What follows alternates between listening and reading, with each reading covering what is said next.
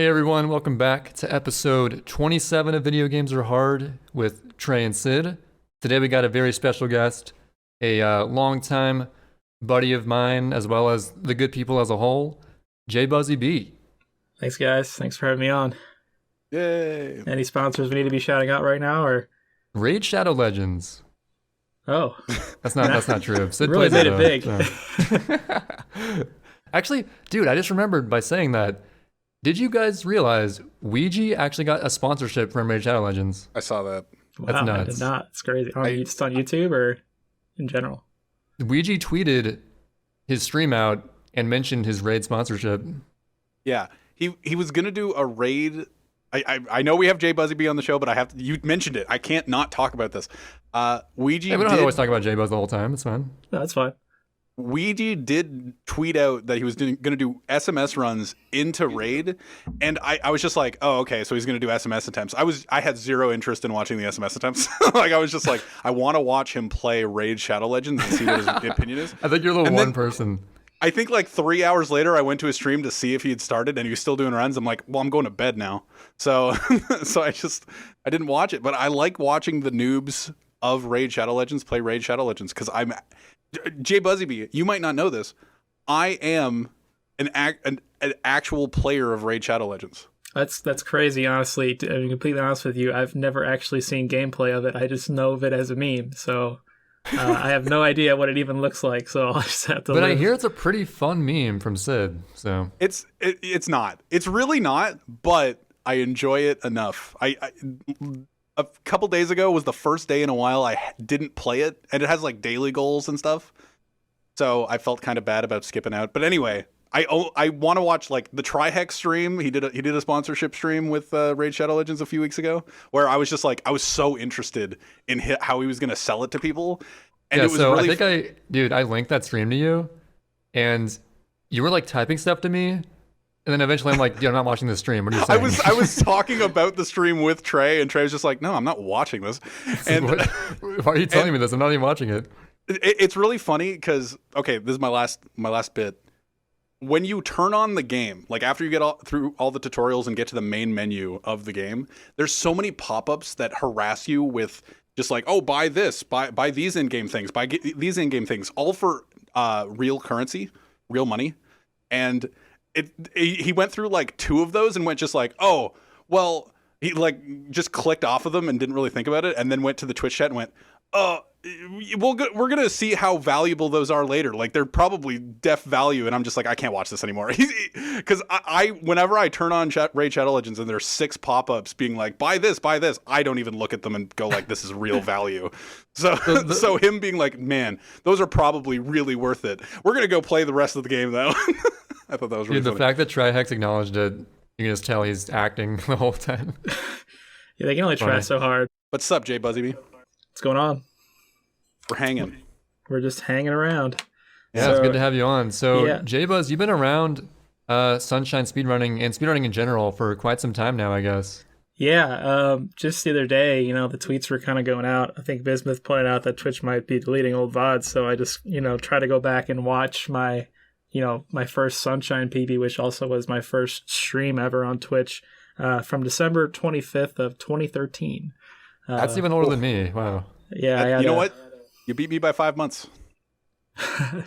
So, I guess Sid and I did our first stream around the same time. Yep. That's great. Honestly, I thought Trey was around for longer than I was, because I remember both of you from around that time. But I thought at least Trey, I thought you at least had a time on the boards before I did. I basically pulled an extreme Nebulat, except I admit it. Nebulat has this shtick where he's like, I started playing in late 2019 when he actually started grinding well before that. I started playing Sunshine in spring 2013, didn't stream until mid 2014 though. Gotcha. That was kind of the similar thing for me, because like my first time, I made a Twitch account in like the fall of 2012 or something like that, and I didn't actually do anything with. I would watch streams, but I wouldn't actually ever consider streaming for like another year. Right. All that, and I never actually talked in a chat for like an entire year too. So I was That's thinking about when interesting. you asked me about like my history. Is like there's so much I can get into, but in the interest of time, I don't want to make this like 3 hours long if it needs to be, because there's just so many There's things a I lot can going remember. on in the world of JBuzz. Yeah, just especially in the history, I guess, of just in speedrunning community in general, and just everything, Especially Well, before we Sunshine. cover speedrun stuff, let's get into it right now, just to go sort of chronologically. What is the early gaming history of JBuzz? Where did your gaming begin as a kid? What was your first experience with that? Yeah, so that's pretty awesome to think about too. So the first thing I remember is when we had a Super Nintendo growing up. So the games we had is my dad had a Madden game for whatever year, and he had Super Mario World. So my first ever game was Super Mario World, and we get to like Vanilla Dome 1. And if you guys have played, that's like the level with like the the blargs, the lava dinosaurs, and you had to It's go like World fast. at 3, the end. right? Yeah, and I could never Yeah. beat that as a kid, so that was the extent of how far I've got in Super That's where it Mario gets World. tough, for sure. Yeah, that's really they weeded out for the kids from the pros. The kids from the men playing Mario. Exactly. So then we actually got a GameCube, so we skipped entirely over the N64. All right, So dude, that's yeah. so weird. Why do people do that? I don't know, Okay. honestly. We just had it. I have my theories, actually, when I think back to it, but still to this day, I haven't played really any N64 games because of that. I went straight. I love Super Nintendo. I love Mario World and Link to the Past. Then it's just all GameCube is just like, what I remember the most or relate to the most. My first time playing Sunshine, though, was at McDonald's. They used to have hell yeah. the kind of GameCubes where you could play them, and they had Sunshine on Those there. were the best at fast food places. Yeah, those were sick, and Remember that? I think there it was like locked Wario on. World one time. It was locked onto Bianco. I think it just started you on Bianco 1. So I don't remember again. It probably didn't get too far as a kid in that in general. And Okay, actually, I was it remember like the rare demo version of Sunshine? possibly. I don't know honestly too much about that demo version, but it would kind of make sense because I think that if you just booted the game up, it would just take you to Bianco. I don't think you saw Airstrip at all. Because there was this version I've seen a video of where it has this sort of menu and you can select 3 different stages. I believe it was something in Gelato, probably Bianco, and then something else. And that was it. But Probably like a retail copy, where they could just set wherever it would start you at. mhm. I don't know any of this. I don't even remember like fast food demo versions of like I remember the Best Buys, the Walmarts, them having the demo versions, but I don't remember ever a fast food restaurant. Those have definitely gone the way of the dodo because I've never. That might have even been a heard of it. States thing. But tell you Oh, what, maybe. like based off of those, I think it was the first ever GDQ I drove to. SGDQ 2014. We stopped at a McDonald's somewhere in the Minneapolis area, and they still had the GameCube thing set up, and the controllers were probably the most disgusting thing I've ever seen in my life. Oh, God. But they still had one and had Double Dash on it, and I was just like, we didn't even want to touch it because it was. Yeah, that sounds I disgusting. mean, you probably Like, would yeah, have can I got use my Corona own back controller? then, honestly, if you touched that thing. But it was weird to see that still existing in 2014, a GameCube demo in a McDonald's. That's crazy. Yeah, so I guess my parents saw me playing that at McDonald's. Were like, oh, this would be fun to get. So eventually they got the GameCube, and the first game was Mario Sunshine. I don't know if it was bundled with GameCubes. I would guess maybe it was. 'cause At some came point out it pretty was. early. Oh, really? It was. Yeah. Oh.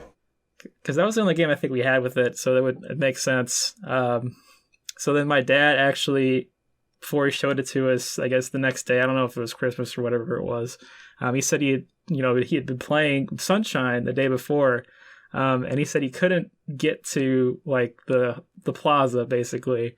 And what he was doing is he got on Airstrip, and you know how like the entire game loads the backgrounds to show where you are relative on the island. He thought you could just swim to Delfino Plaza, so he was just hitting like the invisible wall, not knowing you had to like obviously beat the piranha to advance in the That's game. funny. And he He was sounds like yeah, a gamer. Yeah, that was probably like the last time he ever tried gaming. Was after Hey, that. don't worry. I'm sure that in the upcoming Mario Sunshine Switch remake, they're going to let you swim wherever you want. That'd be dope. That would be That'd be the insane. best thing You ever. just start an airstrip and swim all the way to Delfino. It takes 20 minutes. And you're Actually, just that would there. suck. You're just swimming It's like, across the ocean. it's like 1 to Like, you 1, know what? you know? It's all loaded. Why not? Who cares? It's just 1 to 1. That'd be so cool, honestly. As a kid, As a kid, did you, like, skipping over the N64 era, did you look at the N64 at all? Were you too young to know, or like did you ever have friends that had the N64? I recall like we would go over to these friends of my dad's like once a year, and they had an N64 and they had Mario 64. So like just as a little kid, I watched them play that for a little bit. I was just like, blown away by it, just like any kid was. But really, that was my extent. I didn't find out about all these different games like Banjo-Kazooie or like, just any other N64 game that's like well known until much later, once I started getting into YouTube, like probably like 10 plus or so years ago. I was like, just like an entire era was just gone. I've only played 64 on the DS. I never played the original 64. Same. So no Ocarina of Time. I have Ocarina of Time, but on the GameCube version, the Master Collection. So I've played both Ocarina of Time and Majora's Mask, but only on the Master Collection version, which I'm glad I did. I love those games. You played purely the wrong version. The color of the B button is wrong, or the A button is wrong. I've never thought about that. Yeah, you're right, because it's blue. The B button is blue. Yeah. I never thought about that. Well, so it matches totally the GameCube, so it's fine. It's like playing Twilight Princess on the Wii. Just everything's backwards. I actually played it on the Wii the first time. Oh no! Oh, I did too. I didn't know that the GameCube version was the version. I have a theory that everyone who played TP on the Wii thinks much less of the game than the GameCube version. People who played on that. Oh, I don't like the game. Like the Wii. See, my theory's right. You proved my theory. Congrats, Sid. I don't like it. You would have loved it on the GameCube. Trust me. I don't think so. I think it's whatever. I don't know.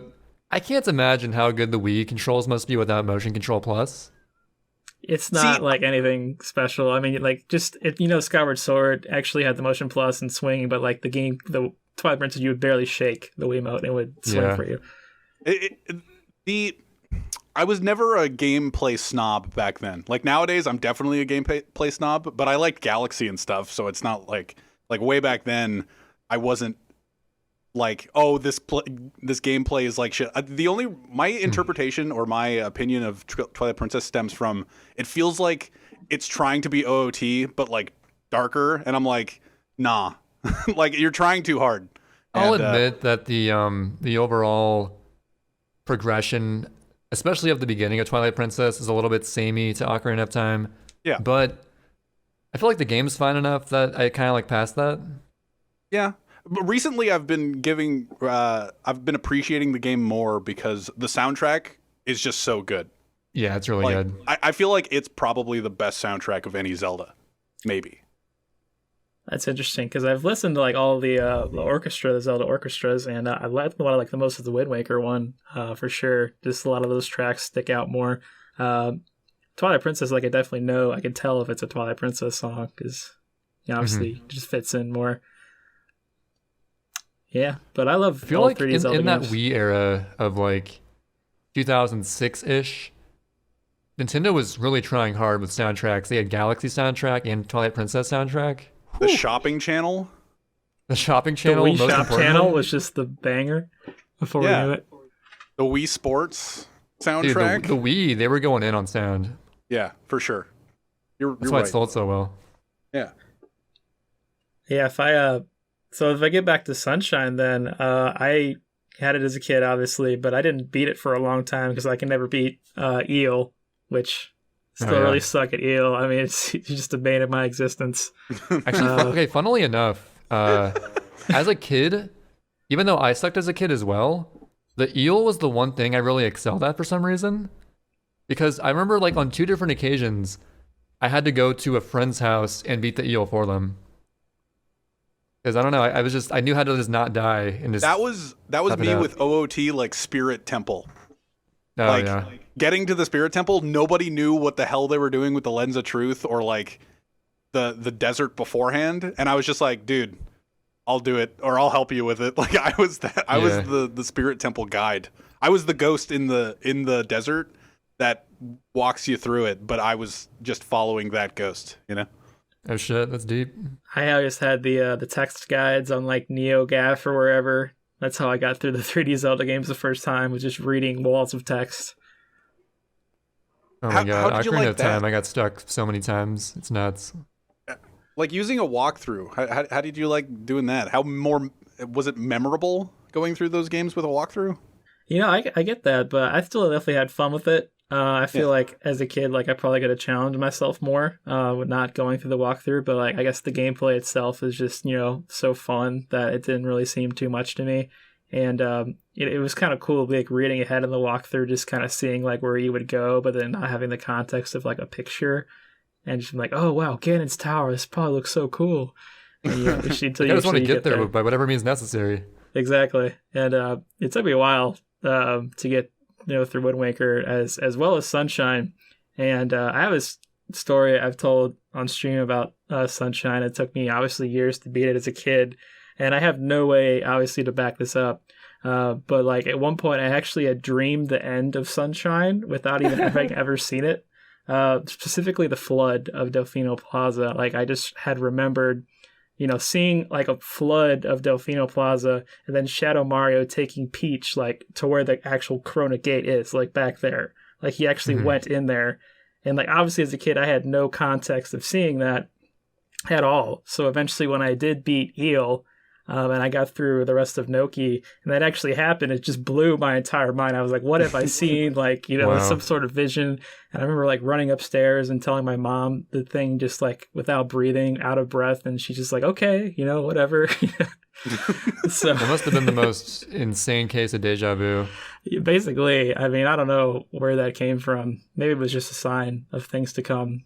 That is like oddly intuitive because within the game, there's no reference to the entrance of Corona Mountain, or there's just like a gate up, and there's no like inference that at some point that something's going to happen there, and then the finale happens, and he just kind of goes towards there, and you enter there. But there isn't a reference to, oh, Bowser's in the mountain, or there's a hot tub in the top of the volcano, or anything like that. I'll cut you off there because during the Pinna cutscene, when they're flying away, Flood's like, they are heading to Corona Mountain. It's been okay. To be fair, for anybody listening to this, it's been so long since I've watched that cutscene. Right, but as a kid, you've seen it, right? Yeah, I know. I just forgot it existed. Yeah, as a kid, I would have seen that part because I at least got through Pinna.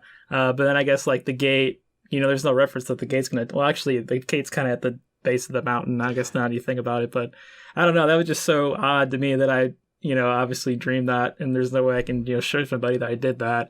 You know what? I'm just going to go back on everything I just said. You know what? You should have known it was going to happen as a kid. This isn't impressive. You should have just dreamt Are the you end just of the making game. fun of me now? You remember that one cutscene that plays that one time? No, I'm making fun of myself more than anything. Okay.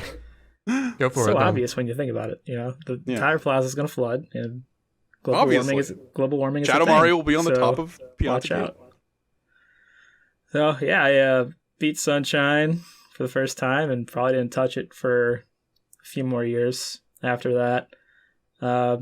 And as far as speedrunning history goes, like I first was watching Narcissa or Cosmo at the time doing a Wind Waker run 90%, like when it was 4 hours. And I actually sat down and I watched the entire 4 hour speed run, which was probably the only time I ever did that, because I just didn't, ever feel like doing the entire time. Obviously, it's a lot shorter now, so it's a much different story. So I've just on Twitch forever before that. Those 4 hour speedruns of Wind Waker are classics. They are.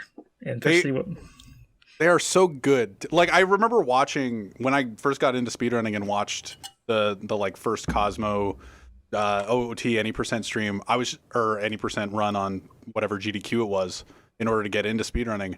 I remember seeing in the recommended feed of the YouTube of the YouTube the like a couple of world record runs that he had done at that point, and I was like, oh, like I'm gonna watch the worst one first, and then I'm gonna watch how it got better. Like I watched all three of the ones that were recommended to me, and just sat and watched them. And I didn't even know what was different. I was just kind of like entertained.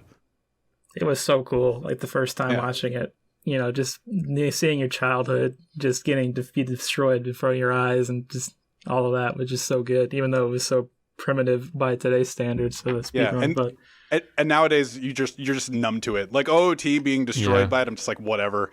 Like that's that's the most depressing part of being around speedrunning for so long, is when you first get into it, everything is so cool and you always want to see more, and you'll watch multi-hour runs. Like in one sitting because it's just so fun. But then over time, you just become so numb to it, you just sort of expect these breakthroughs to happen. Like, oh, arbitrary code execution in Ocarina of Time, I'm not surprised. I'm really not. Like the craziest thing ever. It's like, okay, I guess they found that. Cool. Whatever. But if that was found when I was first, like in my heyday, my honeymoon phase watching speedruns, oh man. You'd be an OOT runner. I probably would be, yeah. I'd be like, damn, that's sick. I want to try that. It is really sad that it's torn every bit of nostalgia from a lot of games from me. Like OOT, I had so much nostalgia for when I was a kid, because you know what? I owned an N64. Shoot me. But okay, I'll shoot you. Don't shoot me. I owned one of those and I played OOT, and I had so much nostalgia until watching ZFG do it over and over again and all the any % stuff, and it just beat everything out of me. Like a little bit to some extent Majora's Mask too, but it's not as popular, so it's not as drained for me, I'd assume. But like a lot of those games are just dead to me nostalgia wise. Were you a big NUP watcher, JBuzz? Oh, I love NUP. When he would not have the mic at first, and he had like just black and white webcam, and you never heard him talk at all. And just those were the days. Only webcam. It's funny, dude. NUP used to be one of the best streamers ever. I don't know how. Like he was just so good. I don't even understand it. You could just like see the emotions in his face. He didn't have to talk. Yeah, he would. I would see him on, SRL. Back when people would use SRL instead of Twitch for like their homepage. Yeah, that was my homepage. Put it in the title, and you would just go. It's like, oh, NUP's playing Majora's Mask, like, and he would play piano, of course, during the Zora cutscene, which was really always the best too to see that. And now that game's just as broken as Ocarina of Time, so you don't have. Dude, it's worse. Yeah. Majora's Mask is worse now. The debug menu thing, that was going to be the worst thing I've ever seen in my life, was the debug speedrun. God, it was so dead. We knew it was so dead for so long, and people just like kept... Literally, it's a 20-minute cuts. Like, before it even happened, before any of this arbitrary code execution or the debug menu or anything like that happened, they had been complaining about the 20-minute opening quote-unquote cutscene for years. Where it's just like, it's the set amount of things. There hasn't been anything that's changed. You get 99 rupees. If you don't get 99 rupees, it's fine, whatever. But it's all this set thing, and it's basically going to be the same amount of time for 20 minutes. And then they added the debug menu, and they added Moonwarp and all this stuff, and it's just like, now it's a 20-minute cutscene into an 8-minute speedrun. It's like, great. Dude, imagine they have all these things, but they don't have a first cycle skip, so... Imagine if they adopted our hacked file thing, how short that run would be. Yeah, less than 10 minutes. It'd be same as Ocarina of Time. It'd be insane. They do essentially what is race file for Majora's Mask for every other category. Like they have like SMS where it's 20 shines or 10 shines, and you skip the entirety of the cutscene and don't require hacked file or anything like that. Where they start just after the first cycle. Just right after regular Link steps out those doors, it's just like, now do what you got to do. And it was interesting watching NUP do like 4 of those, but then I'm just like, I don't know. It was way past the point. Majora's Mask was like dead, and it was kind of interesting, but it was just kind of like feels odd. This feels weird.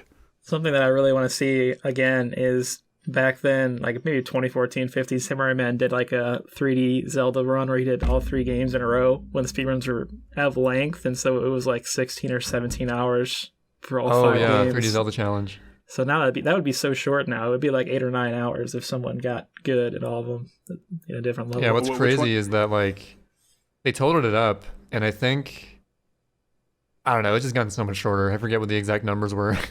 Is it just any % for all of them? Just any %. And like you could even throw in Breath of the Wild now too into that. It wouldn't be that much of a difference. That's 40 minutes. Yeah. 27 minutes or something. Well, the longest run is Twilight Princess. Yeah, TP, they were saying 2020 is the year TP's finally going to get broken, but I don't see it. And honestly, it's possible with being quarantined, you got more free time to mess around with it. Maybe something will come from it. Who knows?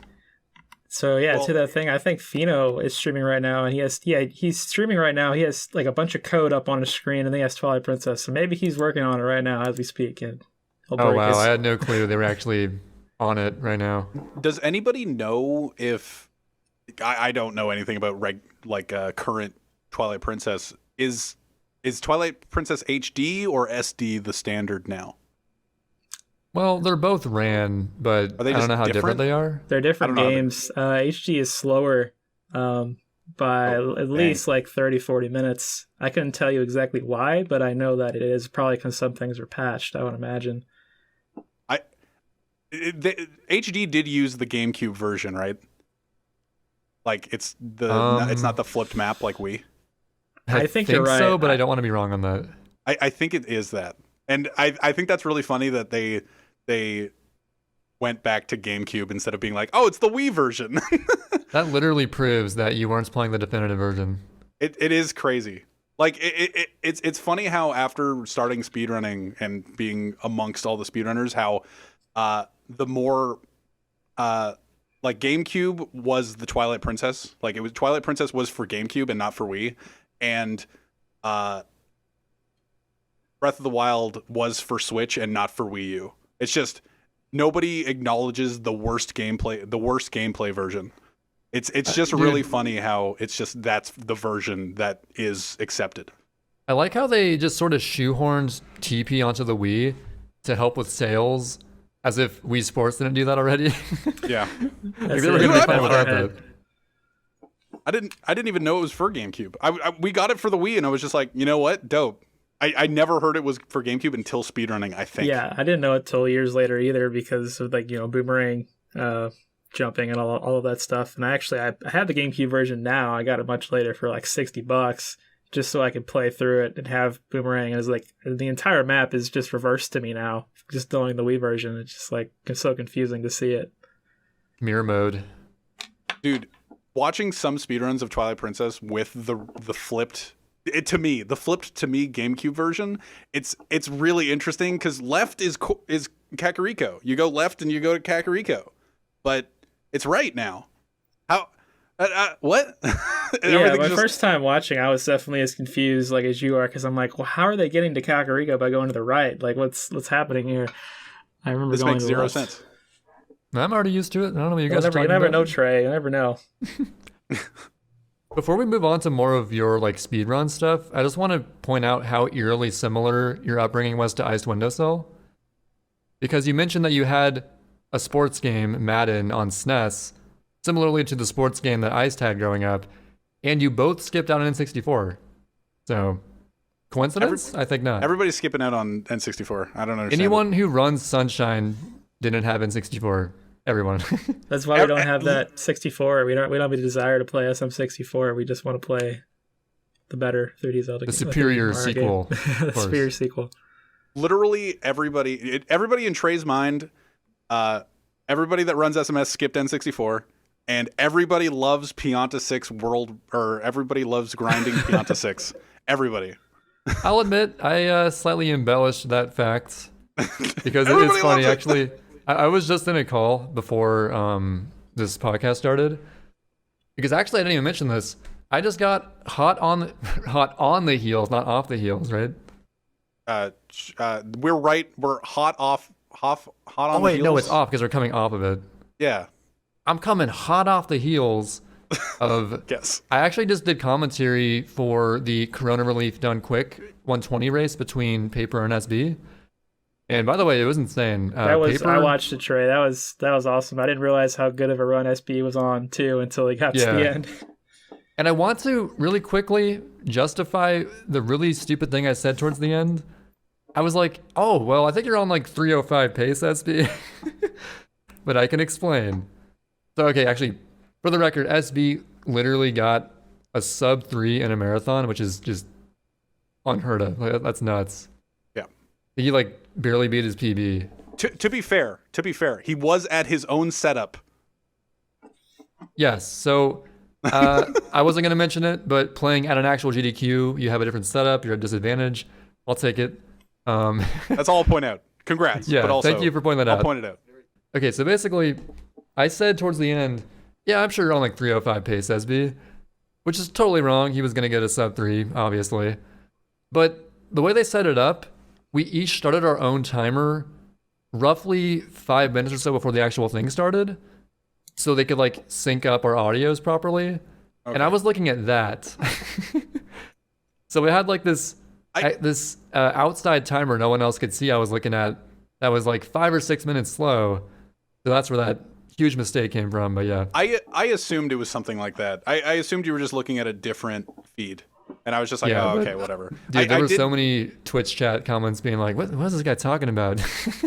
I did watch bits of it. I was tuning in and out. Quan said you said something cringe about Chrono Trigger soundtrack thing that chat latched onto. I don't know what it was. No, I just said, no, someone left a donation saying, thank you for playing the more unpopular tracks from Chrono Trigger, like during the transitions between games. And I joked about, oh wait, that game has unpopular tracks? Thought they were all popular because the soundtrack's so good. Quan said you said something cringe. I don't know anything about it. I said I thought they were all popular. How is that cringe? I don't know. This is I think Quan misheard me. Stop posting cringe, Troy. And I liked that you when you did, it was near the beginning of the run, it was the jail blue. Just like they jump into the jail blue and during the transition to the cutscene so that they skip the text box. We call this the text box skip. And I was just like, that's really funny. Wait, I didn't say that. What? Yeah, you did. No way. We call it a text box skip. Oh, yeah. Well, I did say that. You worded it differently. Yeah, it was pretty funny. I laughed. We call it a text box skip. Yeah, I think it went pretty well overall. SP had some internet issues early on that I couldn't actually see on my end, but I guess it was pretty bad for the first 30 minutes. But it turned out okay. And also, he local recorded his part, so it's actually a legitimate time he got, so that's cool. Why was the first glitch of the showcase Sid route for blue coins? I guess because it was 120 related. Honestly, I didn't know they were even doing that showcase, so it was just kind of on their court. But I thought it was fun. I was watching that and I was just like, oh, this is Sid route? Oh, interesting. Like this is the route that I theorized that nobody does because it's hard. You're just waiting for that shout out. Never. Why did I mention that thing again? I was mentioning I did that commentary for a reason. What was it? It was right before like this call, basically, so it was the same day. Oh, yeah. Because that led into the call I had before this call where... what were we talking about? What were you talking about? I can't remember. It's something about PIanta 6. Oh, that's what it was. Thank you, JBuzz. In that call, there were some people saying like, yeah, I started grinding it after that video. I had some inspiration. And then I remembered why I hate this level so much. So I was... Yeah, go ahead. I was sitting with Quan for like 3 hours while he was grinding. He might still be doing PIanta 6 right now. I have no idea. But he was grinding PIanta 6 and he's just like complaining about the bridge and the last couple like the last female PIantas that you mentioned feels like it takes more water than any other PIanta to wash off. And he's just like complaining about the standard stuff. And I'm sitting there going like, I have a 213. I know I suck, but at least I'm not doing that. I don't want to play it. I just don't want to play it. I assumed Quan was enjoying it if he was playing it so long. He says it's one of those levels that he can invest just endless amounts of time into. It's just there are definitely things. It's like what you were saying that every thorn has its rose. Every thorn has its roses. Yeah, so like there are within every level there is a part that's good. Even though it might be a bad level overall. I'm not saying that PIanta 6 is a bad level. For me, it's a thorn that has a rose. But for Feck, it might be a rose that has a thorn, you know? Yeah, I'm sure it is. I don't know what the fuck we're talking about anymore. I'm just talking about PIanta 6. So you got into speedrunning from watching the OG Windmaker runs. And I guess you've been to, like, you're quite the GDQ fiend. You've been to quite a few GDQs. Yeah, I have. You know, if I didn't have those, I wouldn't have met nearly as many people as I could in the speedrunning community. I got away from it recently just because of, work and not timing not lining up as well. But I think this was going to be the first year since 2014 that I would have not gone to like either, a SGDQ or an AGDQ. So wow. Yeah, I've been to quite a few and different stories, of course, from every single one of them. And never really thought I would enjoy them as much as I did, especially the first one, like really not knowing much of anybody in 2014. But also they were a lot smaller back then, so it was easier to meet people. So the first one you went to was at GDQ 2014? Yeah. So you met JKB, LinkFan, Chrism, all them? Yeah, I met LinkFan there. I met Jerkro first time there. Sniper King, I met him for the first time there. Oh, Sniper King, yeah. Yeah, and just a really fun experience. Like, just it was so small back then compared to what it is now. Like, it was just like on the basement of the hotel kind of thing. Yeah. It's really grown since then. I don't think I met you in person, Trey, until like an AGDQ. I think maybe 16 was the first AGDQ I went to. Did you go to AGDQ 2015? I don't think I did. Because that was the first 16. One I went to. I think it was 16. Would have been the first one I'm trying to remember, I went did to. I go to 16? Wait, 16, what did that have? I feel like I didn't go to that. Wait, I went to... No, I skipped 2016. It must have been 2017. Maybe it was 17 for me too. Because 2017 was the year of the 4-way 80% race. Yeah, that's right. Yeah, I think that was the same year they had the big Dora race. Yes, yeah, and obviously I got way too into that. So. Yeah, so basically there used to be a thing at every GDQ ran by Pearstrike where we would select some random meme game before the event starts. Everyone buys that game and we all race it like blindly. Hopefully blindly. I hope you didn't play these games. At the event. And at that year it was this Dora the Explorer game. And honestly it turned out pretty well because it was just the right length. Didn't overstay its welcome. And it was Dora, so I mean, hey. Dope, yeah. Right? And then after that, I decided to speedrun the game itself, and I had the record for almost 2 years in 80%. 2 years? Yeah, it was because no one else wanted to play the game. There's absolutely no tech whatsoever. No, actually, you can't do anything. there was that one level. It's pretty straightforward at first. You're just like walking for the most part, but eventually you unlock that little like slide move. It's only at that one level. Just that one level? You could do it pretty much everywhere. Yeah, I mean, I tried to find just like any sort of strat or tech whatsoever in that game, and there's just nothing. Dude, that one level with the slide move is the coolest level, though. I think that's like the green kind of slimy planet. I don't remember anything. I just remember the sliding move. There's like RNG at the very end of the run, depending on the color pattern. It's so dumb. But yeah, that's video games are hard. You can even make Dora the Explorer a hard game if you speedrun it. Yeah, and then I had that record for a while. Then I also had the Charlie and the Chocolate Factory record for quite a while too. Wait, weren't you like the one person to finish that when that happened? No, everybody finished it. I think Sniper King won because he had the most amount of backseat gamers. I just know it took like forever, right?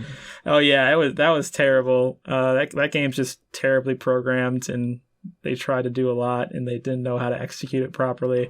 It's kind of like the Oompa Loompas are like Pikmin, but they're just really dumb and don't behave properly. So that's just the worst thing ever. It has Pikmin mechanics. Yeah, they follow you around, and you're supposed to use the D-pad to tell them what to do, and it just doesn't register the right inputs most of the time, and they just end up walking off ledges, and you got to go get them again. It's the worst.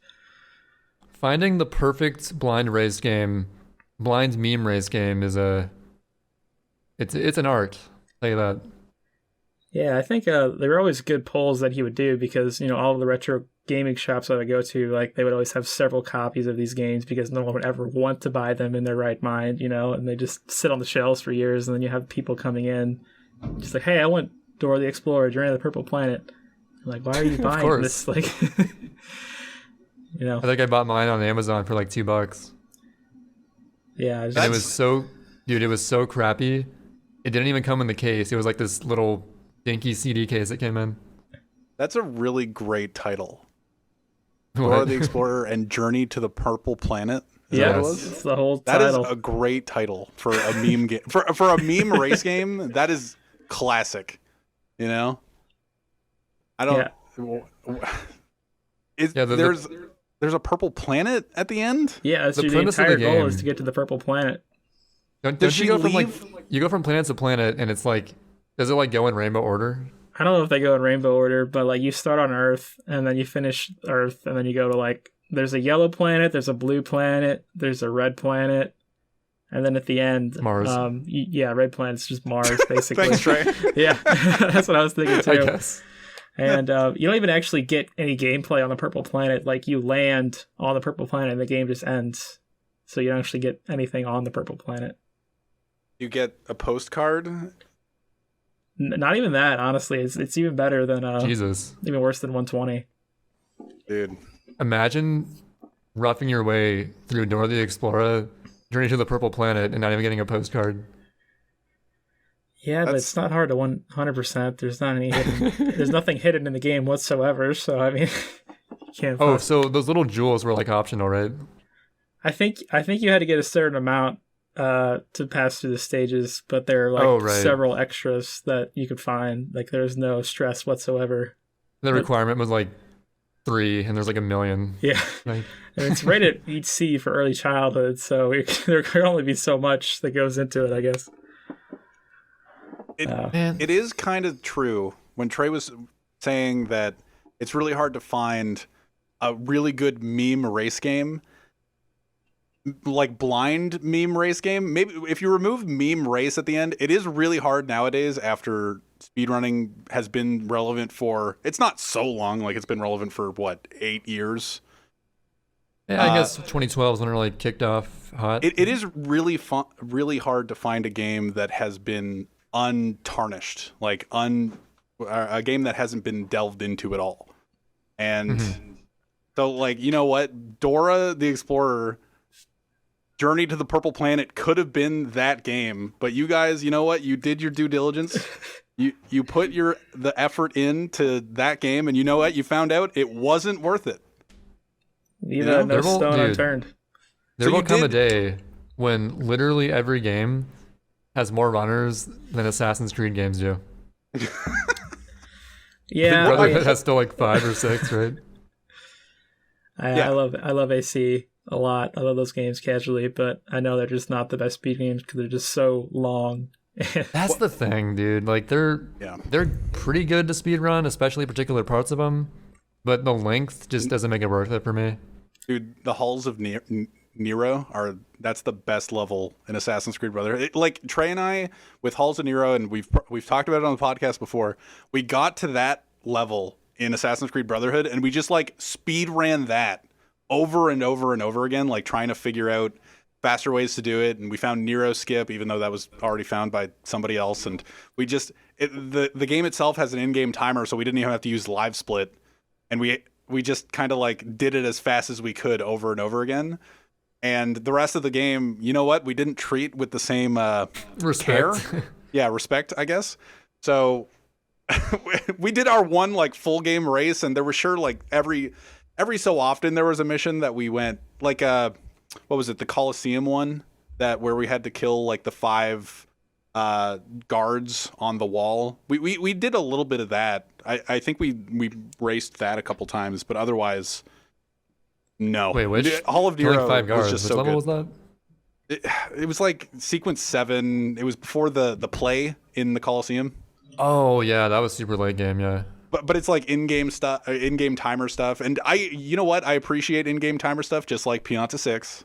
You know, Dude, I appreciate it. Like I said, the number one way to ensure that something's popular to run is just have an in-game timer. It's true. That's all really we need. true. I've actually never played any. So my first Assassin's Creed game was Assassin's Creed 3 because it came out on the Wii U, and then I played 3. I love 3. 4 is my favorite, and I've played everyone since then. The only one I ever seriously considered speedrunning was probably Unity, because Unity is like the shortest one. But if you guys ever seen Unity, all you do is just throw smoke grenades on the ground until the guards just forget about you, and then you can just do whatever you want. How short is Unity? 3 hours. It's under 3 hours. Okay, Brotherhood is like just over 3, so it's getting there. Was Unity the one where when upon release they didn't have faces sometimes? Yeah, was that Unity? It's pretty poorly programmed. Oh yeah. I remember that. Yeah. Is that where like that famous image of the really the really face guy bad came with just from? the eyes floating in sky? I think that happened to me one time too, like in my playthrough, and I had like a pretty good capture card, so it should not been a thing. But I just remember casually, there's one level, one of like the probably the second to last sequence where it's just terrible. You know, it seemed like it was RNG if you could get past this guard or not. So then I, finally got to watch Hector Tutu speedrun it. And he got to that level. It's like, oh, he's got some strat for this. And he's literally doing the same thing as I was. And it's just like RNG. He's like getting caught over and over again because it's just RNG. It's like, oh, this actually is just bad for everybody. There's like no way around it. Dude, if Hector Tutu can't do it, there's no hope. I know, right? Dude, Hector Tutu's... He's been doing Assassin's Creed 2 100%. And it's... To watch parts of it, it looks like such a grind because Assassin's Creed 2 was the last game that didn't have skippable cutscenes. So it's like it's brutal. He's doing 100% of an unskippable cutscene game that's like, I don't know how long the speedrun is because I haven't watched to the very end and his splits don't actually have an end time, but I assume it's like at least 8 hours. At least. It's got to be at least because any percent's 6. Any percent is like 5.5, 6 hours. So mostly because of cutscenes. Skippable cutscenes are the best thing in all of speed running. I don't know. I was gonna say gaming, but you know what? The motion, the rolling in Super Mario Odyssey is a thing. So it's rolling in Super Mario Odyssey with shaking the controller, and then skippable cutscenes in gaming. And then in game time. Those are the two best things, and then in game time. In game time for sure, yeah. Skippable cutscenes. Just imagine how much better Sunshine would be with skippable cutscenes from the get-go. What about long jumping? Bring back the long jump, though? Bring back the long jump, though. Yeah, so going back to like early Sunshine, or not Sunshine, early speedrun stuff with JBuzz, I believe the first major interaction we had well before GDQ meeting up was a certain race we did of a certain Pac-Man game, right? So yeah, that kind of gets me into like my early days of streaming, where I was just doing Sunshine, and I guess you were just in the chat casually, Trey. And at some point, I just started talking about Pac-Man World 2. I mean, how much I, enjoyed playing that game as a kid, even though it's a really hard casual game, so I never really beat it till that point. Dude, it really is. Like, if you get past Clyde as a kid, you're a badass. Exactly, and I kind of just brought it up in chat, and Trey, you're just like, oh, I love Pac-Man World 2. And then I don't remember how we agreed. He was like, oh, we should race Pac-Man World 2 sometime. So I just remember, getting the game.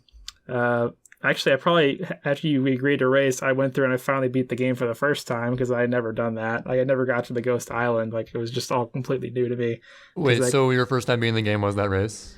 No, probably like right before it. I probably like played it one time through just to actually see what the end was, because like I never even played Ghost Island or got to Spooky or anything like that. Okay, actually, I never knew that detail, so I guess you had like a leg up on me. I guess so. Yeah. I mean, I'm assuming. I don't remember exactly if I had played it, but I think I had at least maybe seen the ending once before we had raced, and it definitely wasn't when I was a kid because like there was no way I was going to beat it. It's just because the submarine level felt like it was 15 minutes long. Yeah, so you played through the game leading up to the race, whereas I just went in, like, not playing the game for, like, 10 years. So yeah. That even sticks out a little bit. Okay, got some perspective on that. Yeah, that kind of maybe eats into, like, what I was going to say, too, about it, because I remember, I was sitting, like, with a laptop in front of me, and we were, like, on a Skype call, and, like, obviously we couldn't see each other playing, and we were just kind of just playing the game, and be like, oh, where are you at? Where are you at? Kind of thing. And then, I remember we got to Clyde, and I remember we had a pretty bad time with Clyde. And I probably did too, but it wasn't as bad.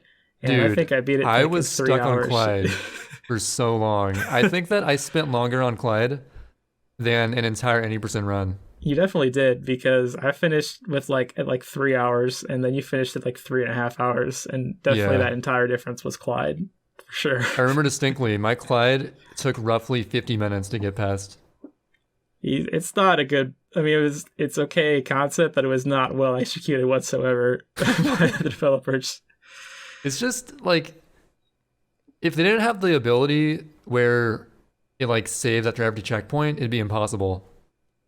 Oh yeah, casually. It's so hard.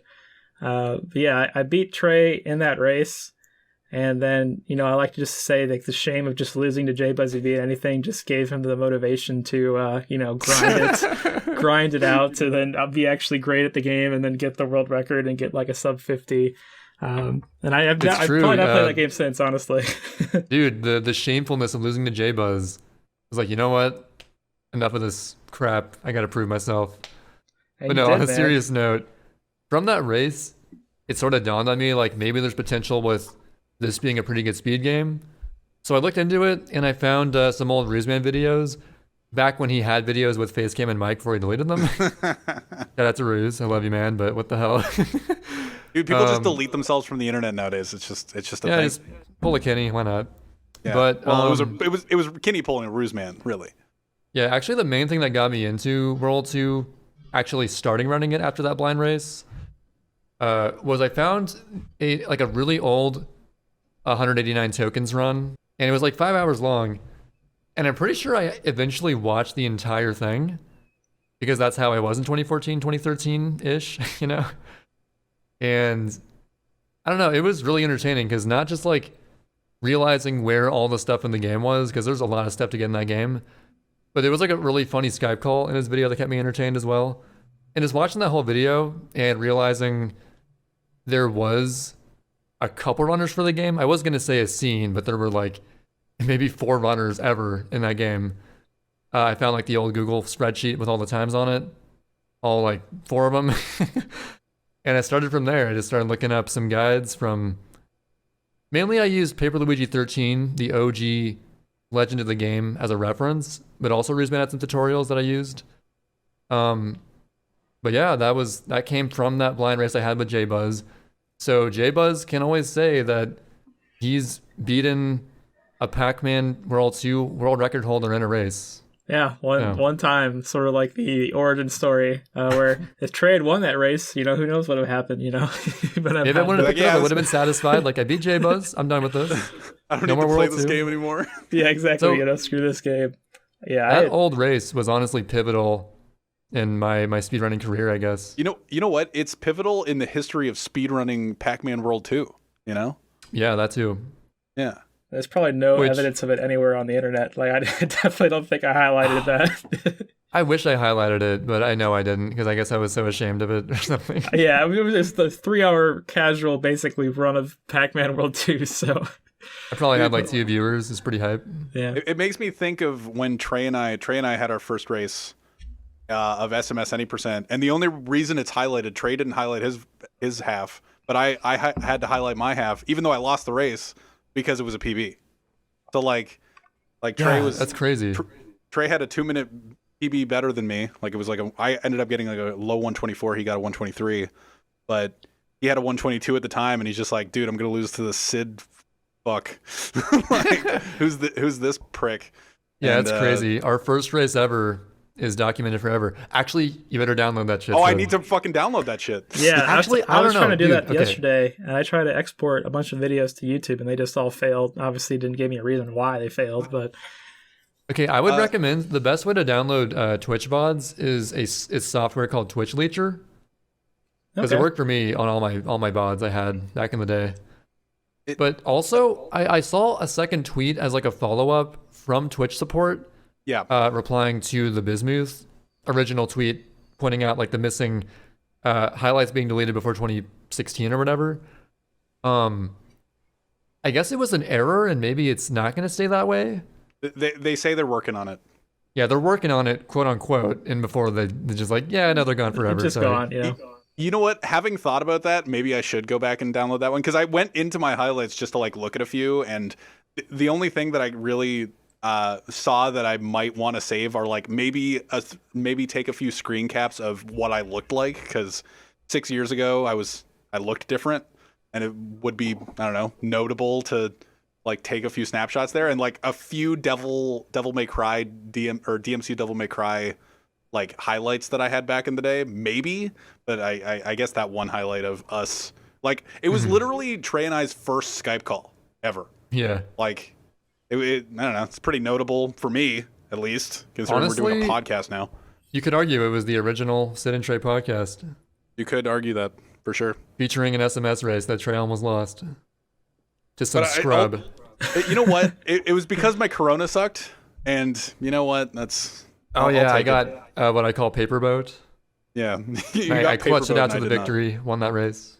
Yeah. It But was a yeah, close race. actually, I put in this Discord chat as a reminder because I can just download it myself. I can just use Twitch Leecher, get that VOD. Oh wait, no, I can't. You cannot. You have to link me. Oh, it's from your video producer. Crap, you can't. I can't do it. Rip. Rip. All right, yeah, just get Twitch Leecher, just download it. It's super easy. But yeah, Preserve history. There you assuming it's a fluke, I don't know. Maybe they meant. knows? Oh, sorry, we'll look into it. Actually, we're gonna delete them from your video They're history all as well. deleted, guys. Don't worry, they're deleted now. Don't worry. Don't worry, guys. Don't go into your don't go download from us because they're all downloaded or they're all deleted already. Don't worry about it. We Do problem you guys solved. remember when this race happened? Was it like in 2014, 2015? It was 2014 for sure. It was like May. It was May or June. I think it was probably June later, because actually. my first stream ever was like the very beginning of June. So it must have been like mid to early June.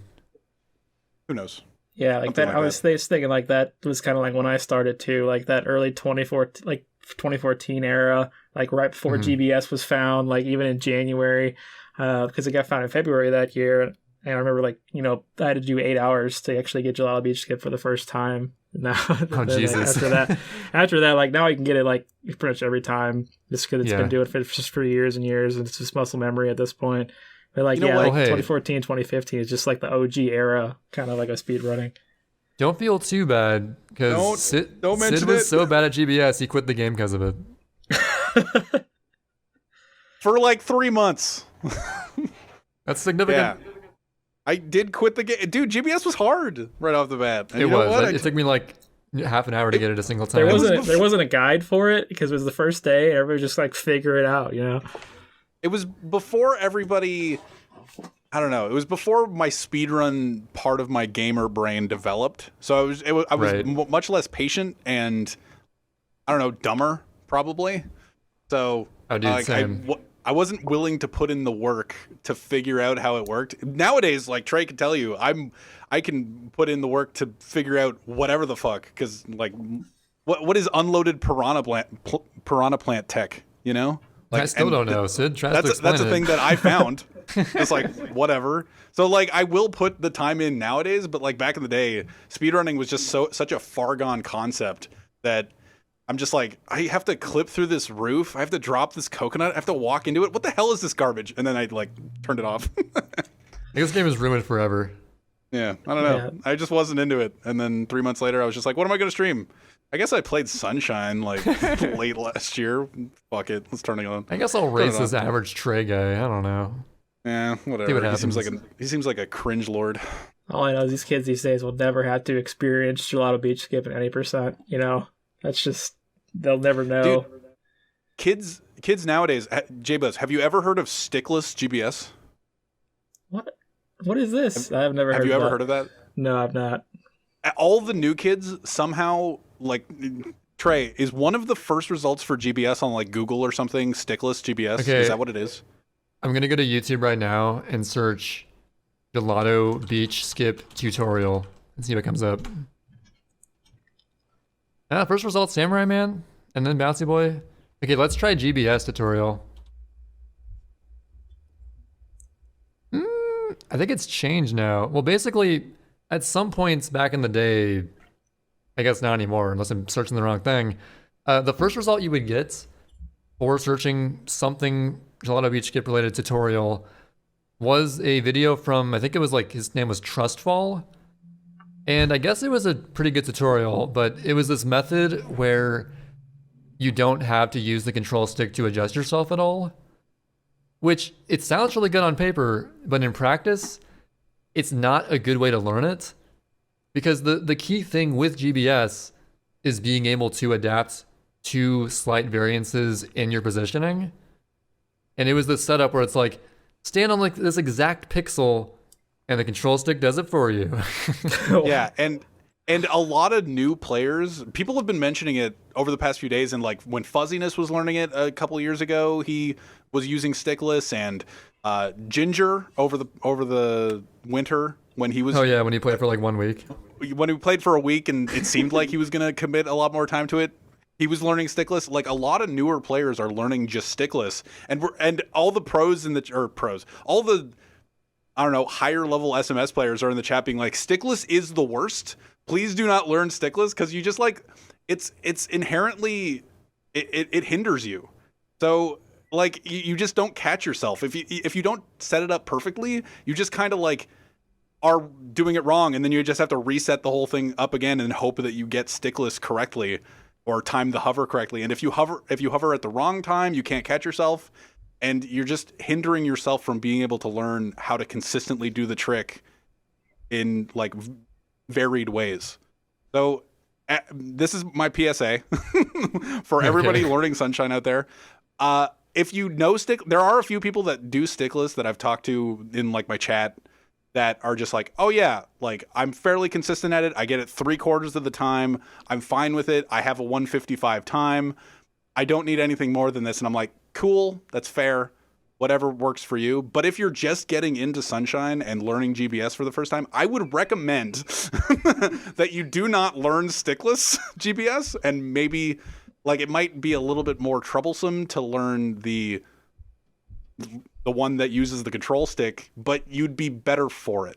And that's my whole point. See, I don't even know how Stickless works, because isn't it dependent on when you time the hover? I know nothing about Stickless. I just know that it's bad.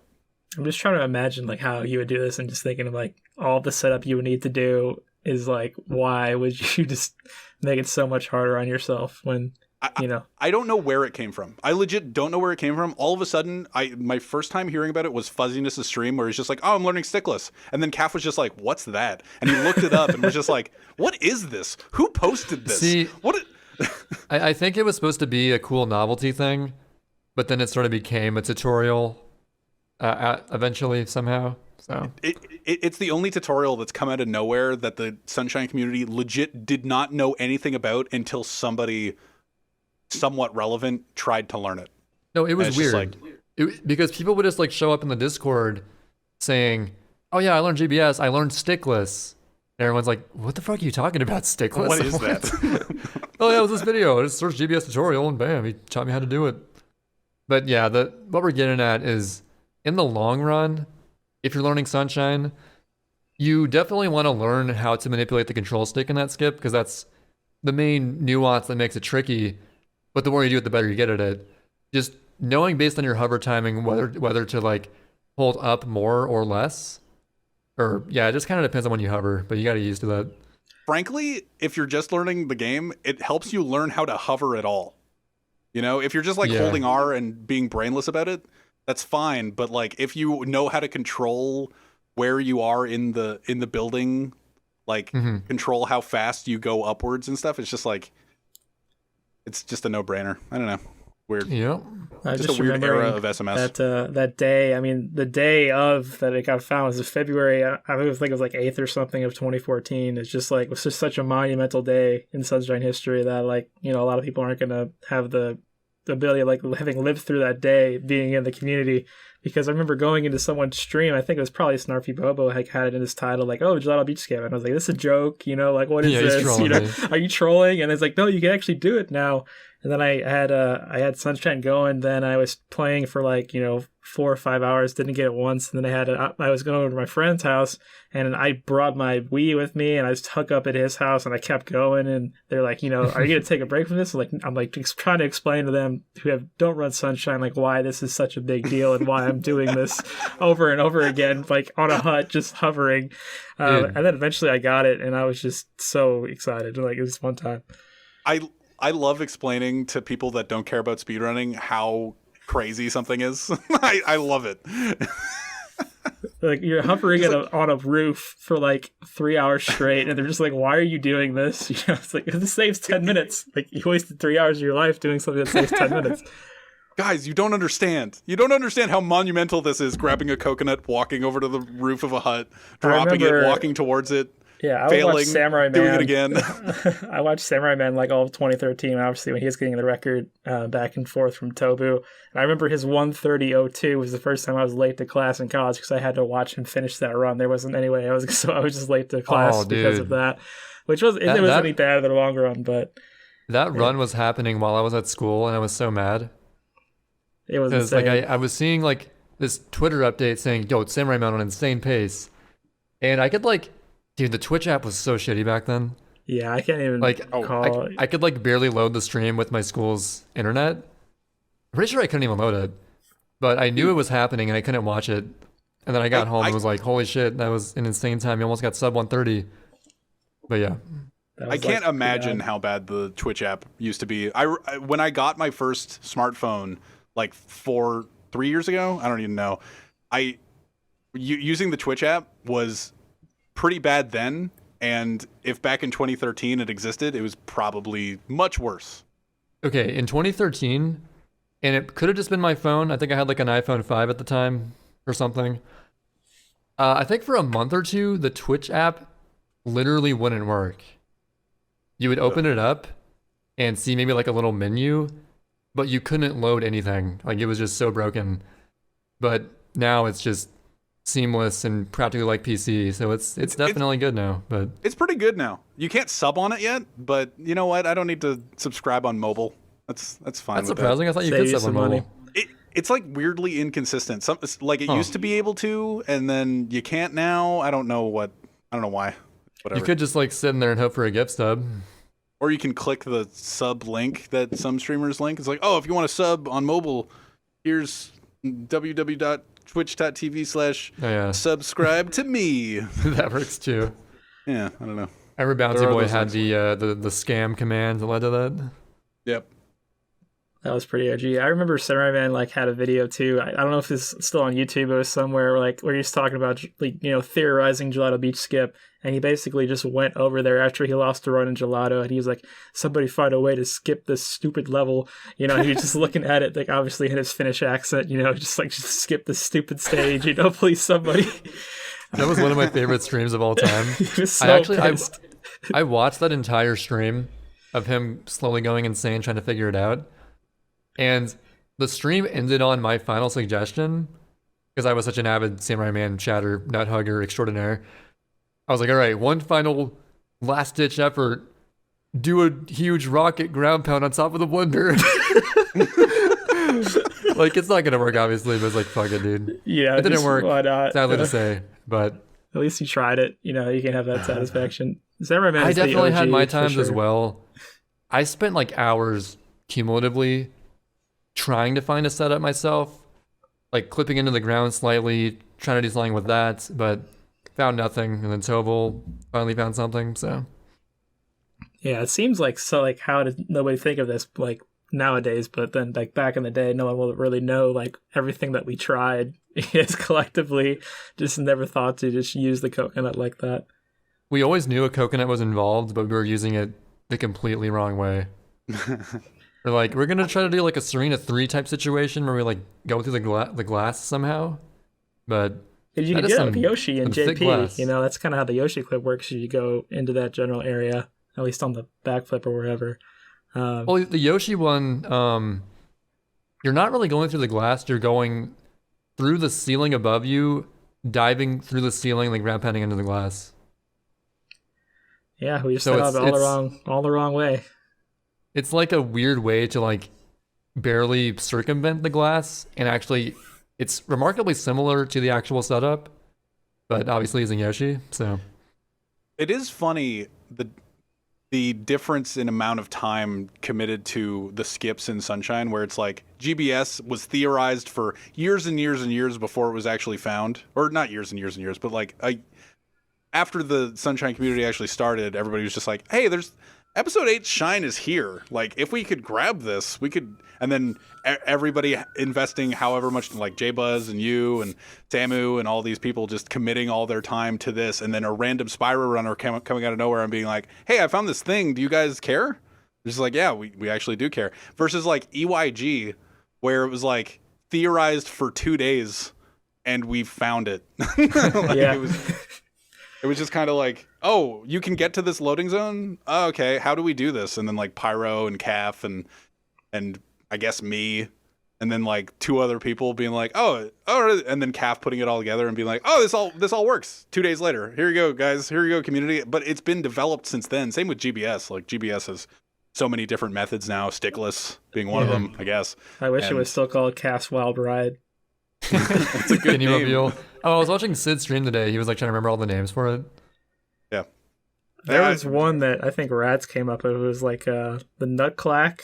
Was that one? Oh, Ball yeah, Clack? Ball Clack. Yeah, that's what it's called. No, that was Clayton's idea. That was a good one. There's like Stelzig wanted to meme on because at this point Wind Waker didn't have barrier skip. Now they have barrier skip up the balls like all over the place. In all versions, multiple methods. But like they wanted to meme on barrier skip and being like, oh, it's our barrier skip. It's like, dude, this was theorized for 2 days. It's not barrier skip. We're not. Dude, I like how literally no one was on Stelzig's side. Just like, oh, we're skipping barrier. It's like, no, we're not skipping a barrier. Nobody even thought about like entering this part of the park as possible at all. Just it wasn't this huge barrier that everybody was going towards for months, like GBS. It was. Yeah. Oh, this barrier. Oh, we have to get to here. Oh, I guess there's this barrier in front of us. Oh, we can get through it. It wasn't like 7 years of Wind Waker runs and then HD comes out and it's like, oh, it's a speed thing and towards the angle this way and theorized for so long. Just Stelzig's suggestion of barrier skip was so hilariously.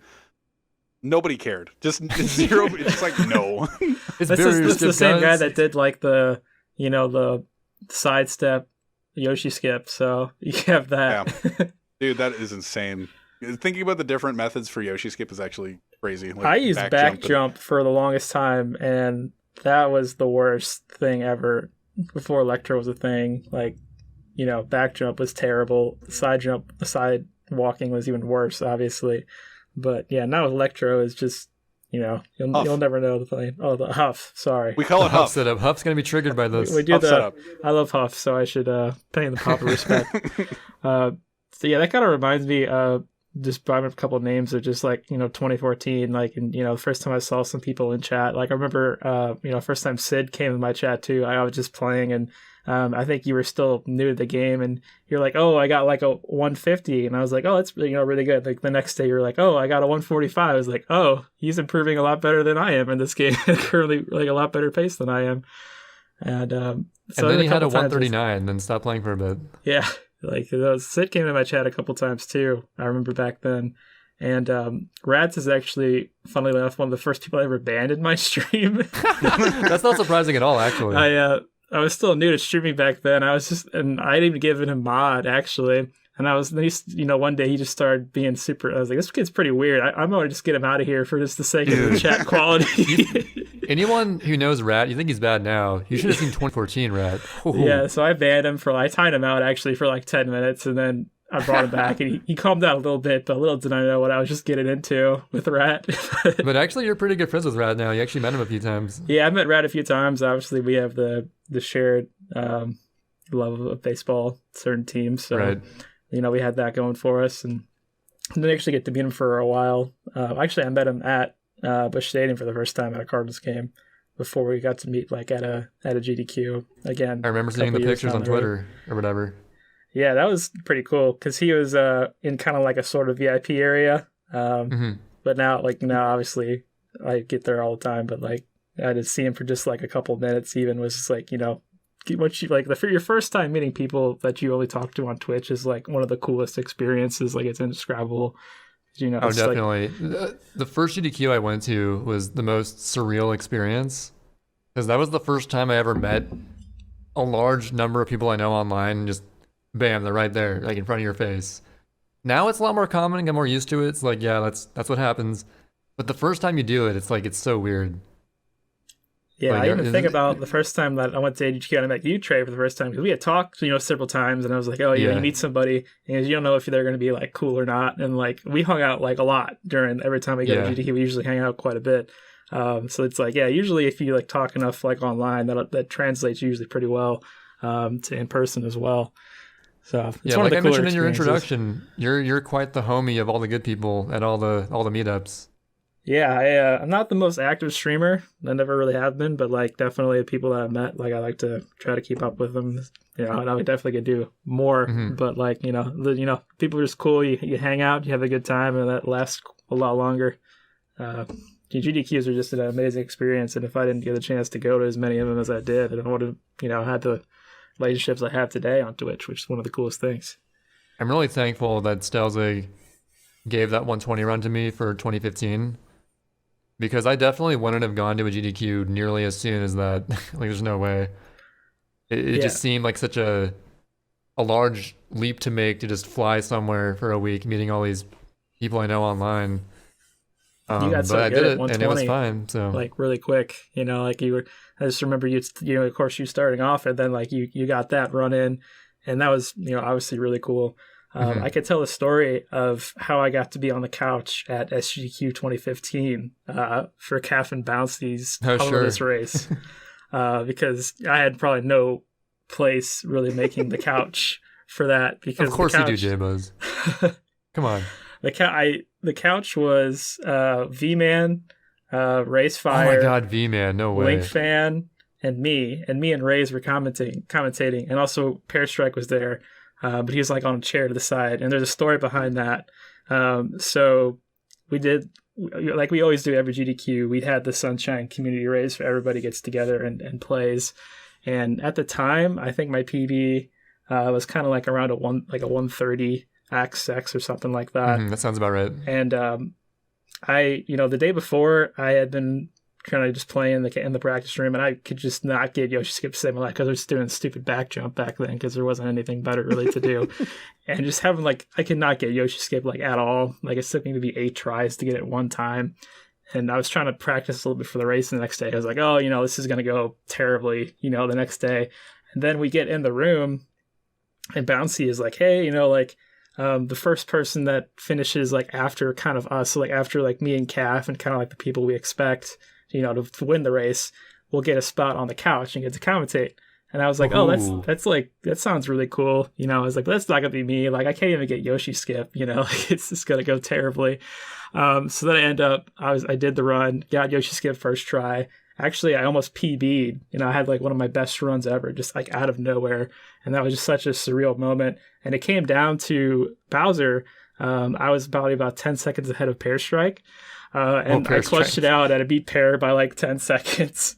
So I got the spot on the couch. But obviously Pear is, super cool with Bounce Everybody, so they still gave him a spot. But he has a chair off to the side. And someone made a meme of him kind of off to the side, in his chair. Because they all kind of expected him to probably get that spot. But I just came out of nowhere. And then I got the chance to commentate the hoverless, which is, just such a cool experience. I never thought, that I get that chance. And I've always loved Sunshine so much. It means a lot to me, just like everybody does, loves the game a lot. So I got to do that and commentate it at a GDQ. So that was one of my coolest experiences for sure. I've actually never heard that story. That's pretty awesome. I did not know that was a thing. Yeah, it's if you watch the race, the video, you'll never know that backstory to it. No. I that doesn't even sound really like Bouncy Boy, really. Knowing Bouncy Boy for as long as we have, it is kind of weirdly impromptu for him to be like, oh yeah, this race, it's gonna shape really the couch behind us while we're doing our race tomorrow. So that's exactly what happened. Yeah. Yeah, it doesn't really sound like him at all. So it's interesting. Yeah, I feel like he would just have Pear Strike regardless. I mean, he did, but yeah. That's why he did. He had him off to the side of the chair, which he was cool with. I love Pear. Actually, so Pear Strike's getting the short end of the stick. That GDQ and the previous one. Because I think originally Pear Strike, I don't remember. Pear Strike might have wanted to be on the couch for my run, but then Bouncy Boy was there instead, which makes more sense. But I don't know. There was some beef with Bouncy Boy for that, some really inconsequential thing. But yeah, this reminded me of that. I don't know.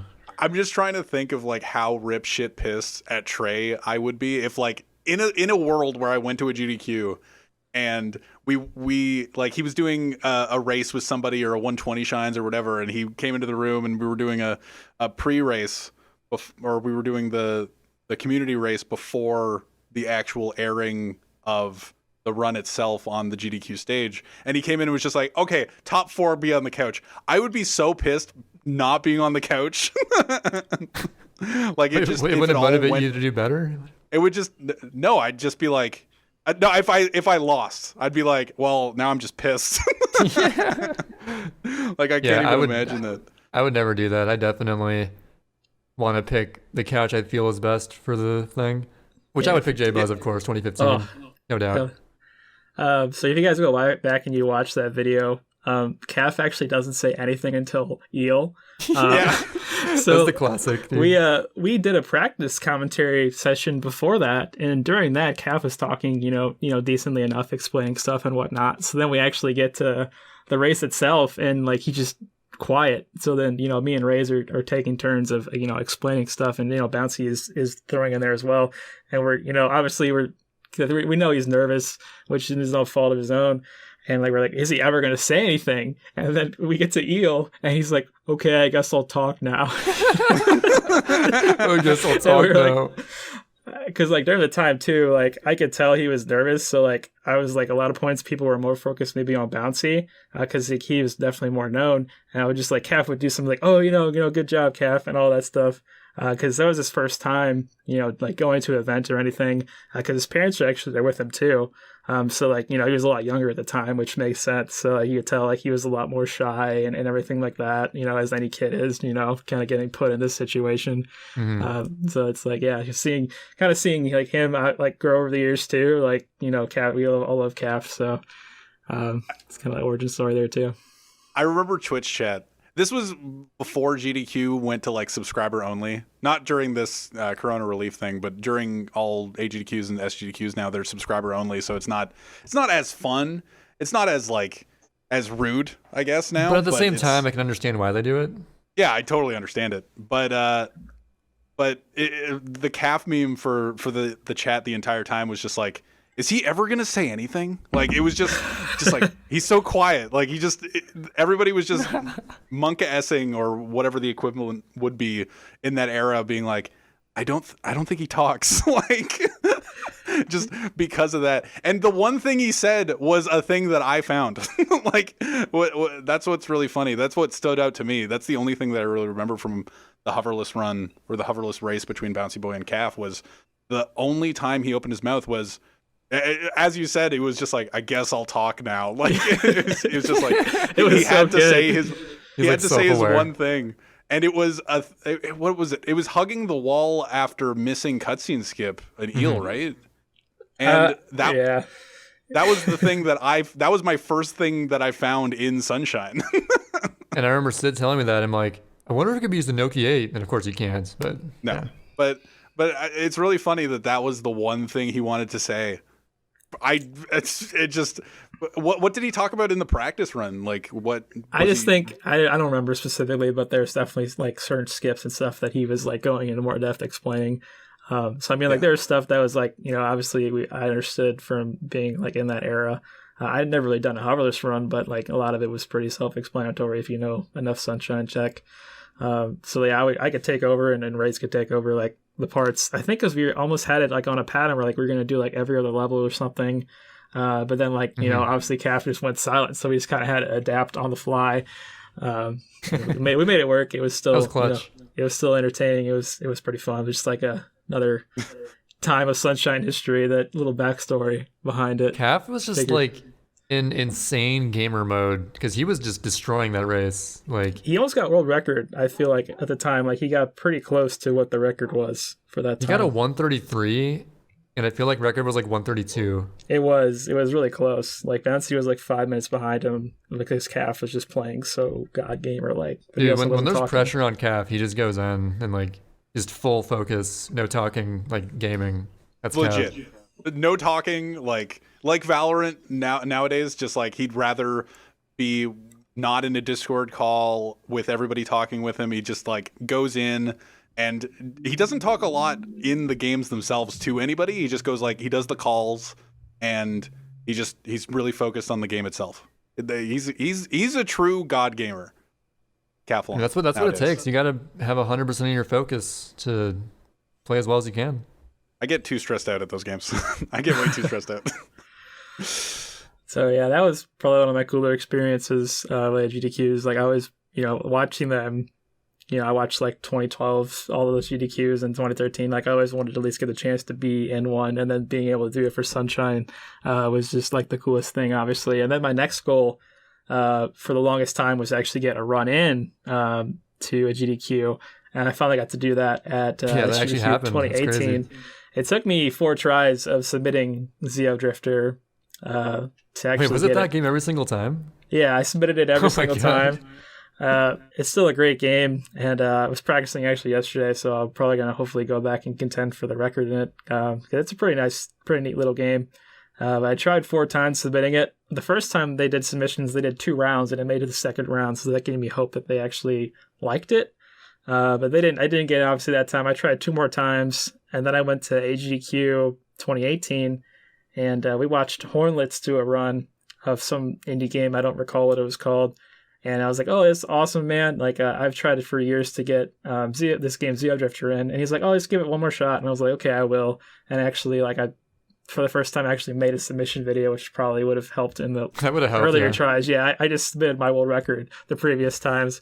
And, like, the submission video was literally the easiest thing where I just, like, recorded a run and was just talking over it while I was playing. So, like, obviously not even close to Trey levels of editing. It was so foreign to me to even edit my runs. edit something at all. And that's all I needed maybe to get over the hump. So then I got to play it at GDQ 2018. So yeah, I've had both at this point. I've had to commentate and run in. So got 2 of those awesome. Dreams accomplished. And I actually won the Perler in your little Twitter contest. You did. That was pretty cool having you win that, like someone that I knew. That was inspired by my contest I did for my GDQ 2018 run. Yeah, for your 120. People could like predict the time I would get in that marathon run. Oh yeah. And the closest person would get, I think it was $120 from me. And someone won. I forget who it was. I think I remember who it was. I legitimately cannot remember. It was Peanut that won. No, it wasn't Peanut. It was someone really close to him. Was it PLP? No, it was like 1 second off of Peanut's guess. Oh, and yeah, you're right. Because we at first thought it was him, and then it was like, oh no. I was like, thank God it wasn't him because he's a troll. But who the heck was it? I think it was some person named like the Cowgirl or something. I don't know. Just one of my followers. That's a good name. Congrats to her on that victory, on guessing my time. But yeah, the getting a run in. I like how your strategy of commitment worked out for you, unlike for Dan Salvato. Yeah, I mean, I feel like Yoshi's story is just, it's a lot, and he's really, really well known, obviously, especially now, post TDLC. Famous for playing Yoshi's story. Yeah. But yeah, for those who don't know, I'm sure both of you know the legend of Dan Salvato Yoshi's Story speedruns, specifically all melons. He has submitted that probably 8 different times to GDQ and was rejected each and every time for some reason. It's crazy. I mean, people say it's like all like a, if you're well known, you just get in automatically. And it's like, well, I mean, he's pretty well known and he can't even get like an actual speedrun in. Dan Salvato is living proof that GDQ to some extent doesn't pick favorites.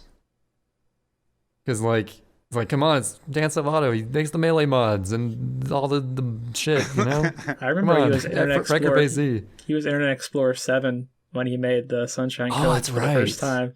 I remember when those first came out, it was just groundbreaking that we didn't have to do the load-in cutscene every time. It was so nice. I remember Internet Explorer 7. That's a huge throwback.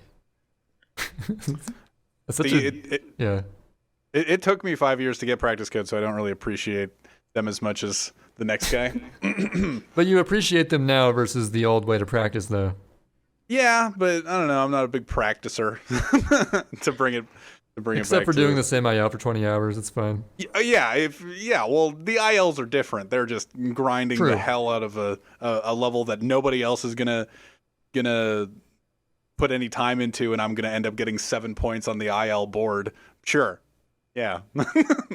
And then people eventually play it more, and you get more points. That's how. Yeah, eventually I'll convince people to do an attempt of those. Everyone play PIanta 8. That's what I need. I just need everybody to give me more points. That's the reason I'm not playing. I don't want to give Sid my point. No, I want my points. But yeah, I guess, would you put getting that GDQ run and on your gaming resume? Oh yeah, that would be one of the top things I would put on the resume, is getting that run in and all this stuff. I actually wasn't even planning on going to SGDQ 18 just because of my job. Obviously, summer is a hard time to get out of work. But I kind of explained like what I was doing to my management, and now they know that I'm a streamer. So my boss at work will call me JBuzzyBee, like just in the hallway, like That's so funny. And all my coworkers, like to the most of their extent, they know that I stream and like I speed run, but they don't understand the extent of what's like the demographic of your coworkers, like younger or older? They're younger, so most are in their 20s. So they get it. Yeah, there's some, but even the management's like maybe 30s and 40s, and they still like will greet me as JBuzz or JBuzzyBee. So see, I've never told my coworkers about. Well, I told one of them like vaguely what I do, but they don't really know about it because they're mostly like middle-aged-ish. So it's like, yeah, probably not going to bother explaining that. So. I never really tell people that I stream. I tell people that I speedrun, and they're enough like surprised by that I remember telling. I might have told this on the podcast. I don't remember, but I was telling my immediate or my extended family, I guess, at was it Thanksgiving last year? I don't remember. Late last year. Canadian Thanksgiving. Canadian Thanksgiving. Different timing than American Thanksgiving. It is well known. But we were all just sitting at the table and we were just like talking, and I felt like being open. And I just told them, I was just like, well, I do speed run just for out of nowhere. It's just like, what's speed running? It's just like, well, I'm top 30 Super Mario Sunshine any percent. It's just like, what's any percent? So I'm top 30. Top 30 in the world? What? It was really interesting. And my cousin's fiance, or my cousin's wife, was very supportive. She was just like, yeah. She was just like, yeah, you're top 30. You're amazing, kind of a thing. It was very oddly, I don't know. It was just. It put a so smile weird. on my face for sure. It's like an odd gratification. I remember the first time I brought it up too. I was just never wanted to really bring it up, and like they'd always want to do icebreakers and stuff like that, and I would always kind of avoid it. But at one time, like we just had like this lunch, and like the manager just like, what's something cool about yourself? And I was like, you know what? I'll just throw this out there at some point. And two people went before me.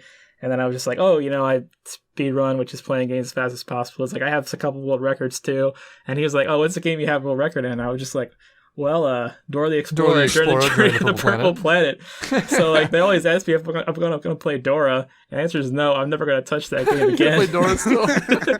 Yeah, like so I can't escape it. Like, and now that we're doing all our meetings on Zoom and whatnot, they're like, oh man, you've been playing Dora? Like, play other games. Dora, that sucks, dude. Yeah, it's always be known for that. I wish I was known more for Sunshine. But it's odd how supportive people that. Like they know what speedrunning is after you like explain it to them, and a lot of like young like my cousins that are my age that aren't really gamers, they know what speedrunning is. Like it's permeated a lot of strata of different communities in just society. It's really interesting that I don't have to explain speedrunning to a lot of people. Like my older cousins and my uncles and aunts like have no idea what it's not like I'm going like, oh, I speedrun, and they're just like, oh, great. Like I'm not trying to have really extended conversations about speedrunning with them, but it is interesting with my younger cousins that I'm like, yeah, this is speedrunning, and they're just like, yeah, I know exactly what speedrunning is. I know who you are, and I know it's just like, as one of my cousins knew that I speedran and that I had a Twitch, and I've never told them, and I was just like, wow. That's interesting. It's like, yeah, I watch every now and then. I'm just like, how did you I was just like, yeah, I don't know. I just stumbled upon, like I was looking at Sunshine one of these days and I saw you and I was just like, huh. and I'm just gonna keep it a secret from everybody. And I was just like, okay, Like, weird. okay, thanks. Yeah, it's like once those situations happen, you're like, oh wow, I'm actually known for this kind of outside of it too. Part of my job, I don't know if I get too much into it. I don't really want to hide where I work. I Yeah, work we for can the like St. Louis touch on it Cardinals. like really quickly. But like part of my job is I get to work with high schoolers that get to sing on the field for the game. So usually during that, I'm kind of just like the guide, and I usually talk to like the teachers to help them out with that. But like one of the times, like one of the kids at school was like, "Yo, are you JBuzzyBee?" And I was just like, "What?" What? And I'm just like trying The to hold like famous my face JBuzzyBee, of together course. around like the teachers and whatnot. But this kid's like, "Oh, dude, I know who you are. You're a speedrunner." I was like, "Oh, okay, this is unexpected." I just kind of hold my face, and he was like, "I want to follow you. Make sure I follow you." And it's like, "Oh, it's kind of out of nowhere." That's insane. You never know where it's going to come from, which is the craziest part. And you never know who's going to be interested in it. But actually, I was just thinking too, another thing. I'm sure Trey, like you might have experiences as well when you're trying to explain, like when you're going to a GDQ, especially to like my grandparents, like, "Oh, have fun at that competition you're going to for a week." Yeah, it's like, well, I it's not a definitely competition. have those experiences. Yeah. Just it's a marathon Actually, for charity. my grandma at least attempts to be pretty tech savvy. My grandpa not so much, but my grandma's definitely like into like the tech and stuff. And she actually watched one or two of my GDQ runs when it was live, so good on her. Cool. It's awesome. I had my my sister get it set up for my parents to watch when I was doing the Sunshine one, because the Sea Drifter was like at 7 a.m. in the morning, so I didn't really expect anybody to watch that live, but there a few people did. I had a good couch for that too. I had rats on my couch. The man you first banned in your chat I know. It's on your a couch. throwback, and I also had good friends of mine, RP Dak and Pizza as well. Really good Oh, yeah, friends we of all know mine. pizza, of course. Have been around for a while, so it was a really cool couch, and that's still my pinned Twitter tweet. Just as a throwback to one of the coolest Yeah. things. So, as far as gaming resume, what else would you want to put on there out of any gaming achievement you've done, whether it's speedrunning or a high score or just literally anything? What's on your gaming resume? So if there's two games that I rank highly at like the top of my life, it's just like the most influential and most important. One of them is Mario Sunshine, and the other one is Melee. I didn't play Melee really when I was growing up, like on the GameCube. Like we maybe rented it from Blockbuster once, and I just didn't really get into it. I actually got into Brawl more so first off with one of my close friends, and then when we got to high school, I met some other friends, and they only wanted to play Melee, which I had never really played. But we just always wanted to play it. I first made Link, just loving Zelda so much, not realizing how bad he was. So then, still wanting to play a swordsman, I switched over to Marth. So that was just our thing in high school. We would always get together on the weekends and just chill with whoever and always just play Melee. So we played Melee for years and years, and eventually I started going to local scenes in St. Louis, local tournaments, and then I traveled a little bit too to go to tournaments. Went to the first two Smash and Splashes, went to Big House 5. So maybe another thing I would say, just known for Melee as well. I remember Big House 5 was the one where Abate was top 8. Yes, that was insane. sick. That crowd reaction live from when he and his thing with S2J, like I was in that crowd. I was like one of like the top Melee movements for sure. I saw that live on Twitch and it blew my mind. No one knew what happened, at least in the crowd initially, because it was just so hectic. And The people had to watch commentators back didn't know, and like, what happened? What happened? So I'm not anything special at Melee. Usually when I go to locals, I'm just looking to finish like 500 or like a game over. But I guess like my crowning achievement, if you will, is the first Smash and Splash in the amateur bracket. I got third, so there's that. There you go.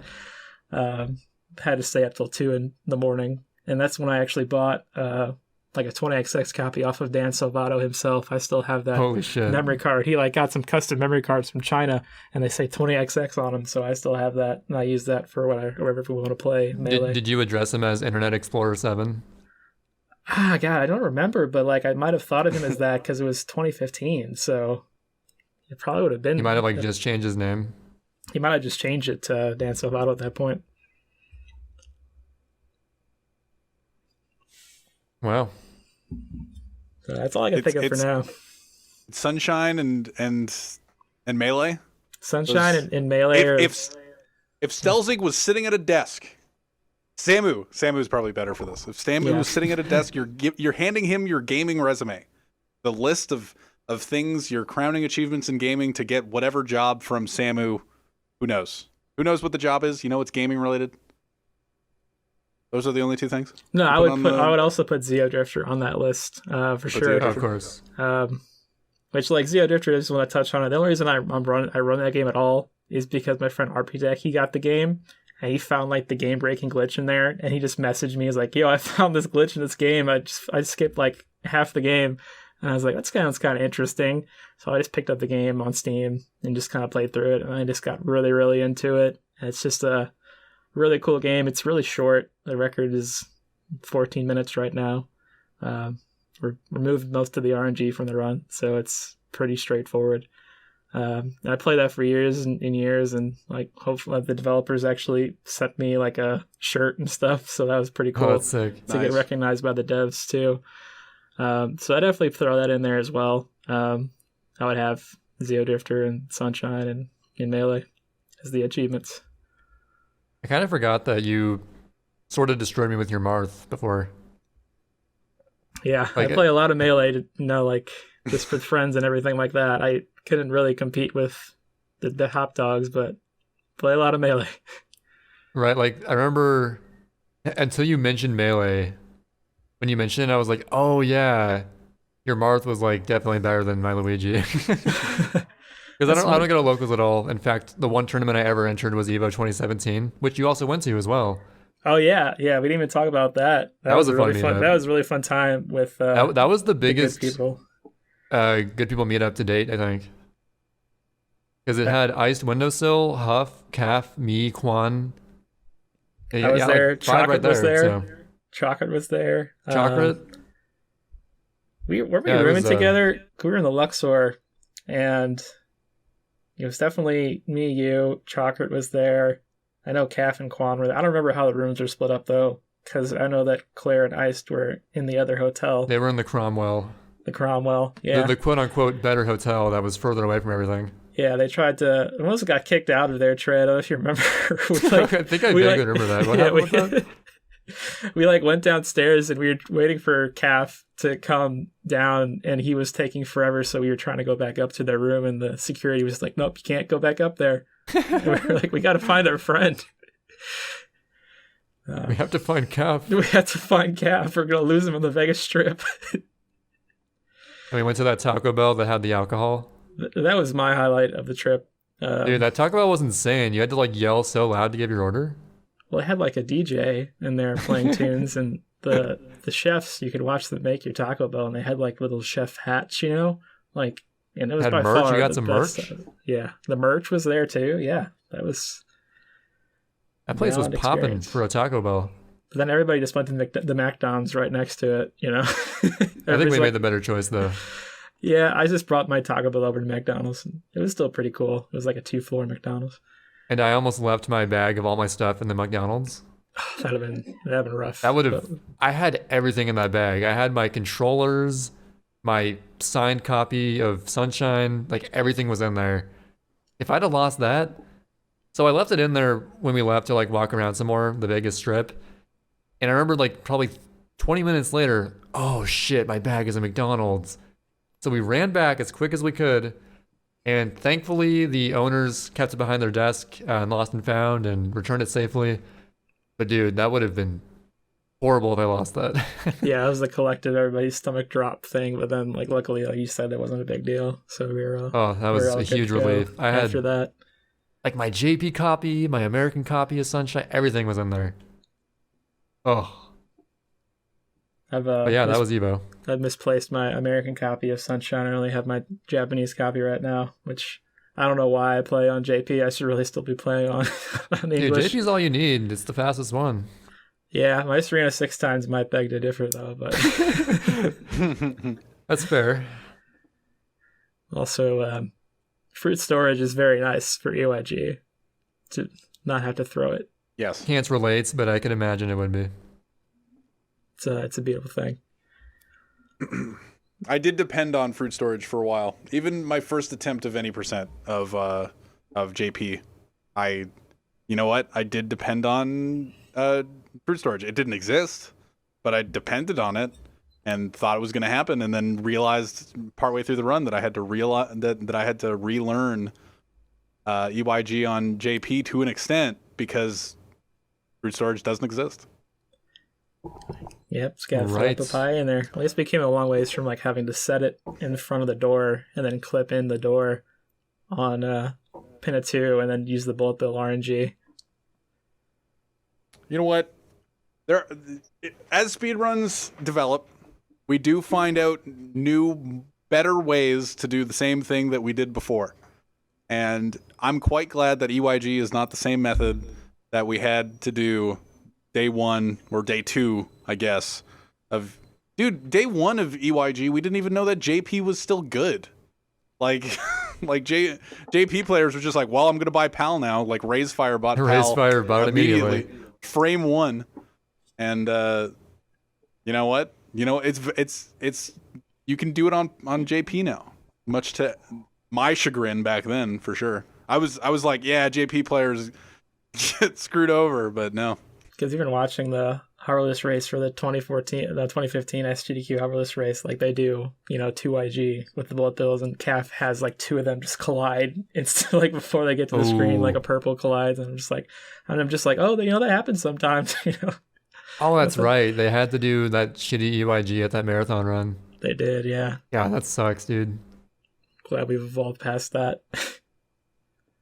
But yeah, we've covered JBuzzyBee's history, his gaming resume. There's one final note I wanted to quickly end on, and I thought of it when JBuzz was talking to me in the DMs when I was asking him to come on the podcast on how your job, you're still doing your job, but you use Zoom now to make it possible.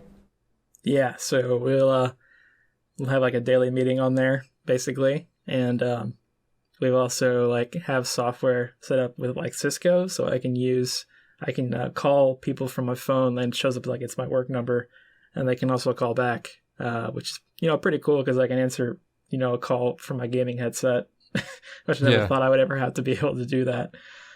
Which is cool. Technology is a great thing. My question is, where the fuck did Zoom come from?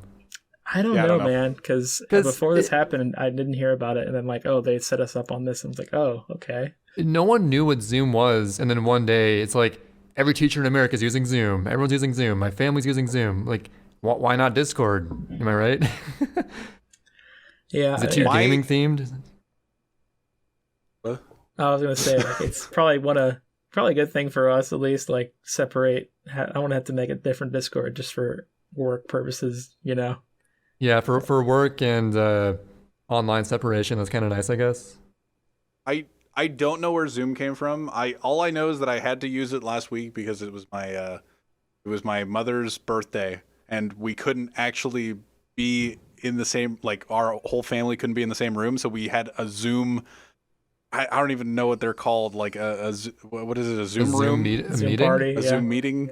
And it's just like we all were in there celebrating her birthday, and then we just kind of like turned it off after, I don't know, I guess a half hour after that, and it was just kind of like, oh, okay, well that was a thing. I never knew this thing existed whatsoever, but you know what? It was easy to use, I guess. Yeah, I had my first Zoom experience around a week ago. My close family, like my brother, who lives in his own apartment, me and my parents did our first Zoom meeting, and we're like, okay, this is cool. How's it going? All right. How's everybody doing? All right. So it's just interesting. It just came out of nowhere, and everyone uses it now. So it's conspiracy. Really, that's the Zoom is the #1 company to take advantage of a pandemic. Honestly. Yeah, they're publicly traded too. So I mean, their stocks have been through the roof ever since this happened. So did the government plan on pushing this the whole time, and they knew coronavirus was going to happen? No. Conspiracy. Right? I don't know. No. Surely not. No. All I know is that I reached out to Woofer to see if it was possible to add like a text thing. Like when you finish the run, you have like the really loud like time thing at the end. And I was wondering if you could do that. If you could do that before the second to last split, so you could do it before Corona Mountain, and you could do like it's Corona time. But he said that would never get old. No, that would definitely not get old. But yeah, we'll let you ponder that conspiracy. But I think we're gonna wrap this up. It was great having you on, JBuzz. Yeah, thanks for having me, guys. It's a lot of fun. Get to talk about everything. I had a nice time listening to stories. That was I don't know. You know what? I'm a listener. At heart, I'm a listener, and I'm glad that you guys got to reconnect while I was sitting here. Yeah, it was great. I enjoyed it for sure. Sorry to interrupt you just now. No, it's fine. There's a lot of stories in there that I don't get to share very often, and with the right kind of audience, I think it'll go a long ways. There's a lot of stories with JBuzz, but he doesn't stream enough to be known as much as some of the good people, I guess. Yeah, I should get on that. On that stream grind, yo. Meanwhile, I'm not streaming at all. Yeah, we have all the time in the world right now to stream, and still not doing it. Well, my job's not affected, but... Oh, yeah, that's true.